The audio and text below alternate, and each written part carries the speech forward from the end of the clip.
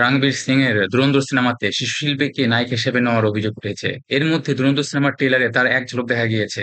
নাম তার সারা অর্জুন। দক্ষিণী সিনেমার শিশু শিল্পী ক্যামেরার সামনে এসেছেন মাত্র ১.৫ বছর বয়সেই। ৫ বছর পেরোতেই সেঞ্চুরি করেছেন বিজ্ঞাপন চিত্রে। একসময় তিনিই ছিলেন ভারতের সবচেয়ে দামি শিশু শিল্পী। কৈশোরে ছোট পর্দার পাশাপাশি দক্ষিণের বড় বড় সিনেমায় নজর কেড়েছেন সারা। এর মধ্যেই তাকে দেখা গেল রণবীর সিংয়ের নায়িকা হিসেবে। এই অভিনেত্রীকে দেখা যাচ্ছে বলিউডের শক্তিশালী তারকা রণবীর সিং এর সঙ্গে রোমান্স করতে তার নতুন সিনেমায় ধুরন্ধরের ট্রেলারে। ৪০ বছরের রণবীর সিং এর নায়িকা হিসেবে দেখা গেছে এই মেয়েটিকে।